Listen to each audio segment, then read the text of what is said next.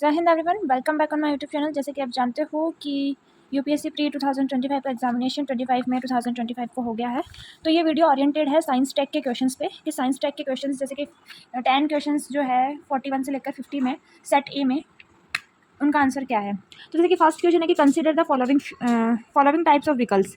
तो full battery electric vehicle, hydrogen fuel cell vehicle, fuel cell electric hybrid vehicles, how many of the above are consider as alternative powerful vehicles. तो इसका answer होगा option number सी कि ये तीनों ही alternative powerful vehicles है, तीनों ही। तो 41 का आंसर होगा option number c. Question number 2 था कि with reference to unnamed aerial vehicles UAVs consider the following statement. All type of UAVs can do vehicle landing, all type of UAV can do automated hovering, all type of UAV can use battery only as a sources of power supply। हाँ, ये तीनों option वैसे correct है, लेकिन अगर देखा जाए तीनों में ही एक टर्म का यूज़ किया हुआ है ऑल ऑल ऑल, इसलिए ये ऑल की वजह से ये स्टेटमेंट गलत हो जाता है। तो इसका आंसर नन होएगा। नंबर 3 क्वेश्चन इन द, क्योंकि ऑल नहीं होगा, कुछ कुछ ऐसे भी होते हैं जिनमें ये नहीं होता है। Question number 43 in the context of the electric vehicles batteries consider the following elements: cobalt, graphite, lithium, nickel. How many of this about usually make up battery consider. तो कोबाल्ट का यूज़ होता है, लिथियम का यूज़ होता है और निकल का यूज़ होता है। आपको पता होगा कि ग्रेफाइट का यूज़ इन चीज़ों में नहीं होता है, तो इसका आंसर होगा ओनली 3।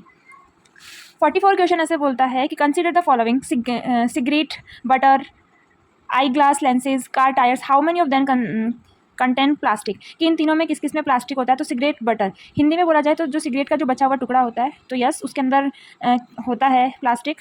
और आई ग्लास जैसे कि फाइबर ग्लासेज, तो उसमें तो होता ही है। और car tyres, it means in तीनों में ही प्लास्टिक होते हैं। सो इसका आंसर होगा all of these. 44th question बोलता है कि consider the following substances: ethanol, nitroglycerine, urea. Coal gasification technology can be used in the production of how many of them. तो इसमें जो ये सेकंड वाला है उसमें उसको अगर छोड़ दिया जाए तो 1 और 3 सही है, तो इसका आंसर होगा ओनली 2। नेक्स्ट क्वेश्चन है कि what is the common characteristics of the chemical substances generally known as ZL20, HMK and LLME 105, which are sometimes talking about in media. So there are alternative to hydrofluorication and second है these are explosives in military weapons, these are high energy fuels for cruise missiles, there are fuel for rocket propulsion। तो इसका answer होगा number b, ये military के weapons के लिए explosives है। Next question number 47। Question number 47 बोलता है कि consider the following statement: it is expected that a Majorana first chip with enable quantum computing. Option number 2 बोलता है Majorana 1 chip has been introduced by Amazon AWS। And number 3 बोलता है कि deep learning is subset of machine learning. तो इसमें option number 1 एकदम correct है, option number 3 भी एकदम करेक्ट है, लेकिन ये अमेजोन की जगह इसका आंसर माइक्रोसॉफ्ट होगा। सो इतनी सी गलती की वजह से ये स्टेटमेंट गलत हो जाता है और इसका आंसर होगा first and third only, it means option number c. Next question है कि with reference to monoclonal antibodies often mentioned in news consider the following statement: there are man-made, they stimulate immunological function due to their ability to land to specific, they are used to treating viral। तो ये तीनों ही option इसके सही है और इसका answer होगा option number d. Next question है कि consider the following statement: no virus can survive in ocean waters, no virus can infect bacteria, no virus can change the cellular transmission activity in host sales.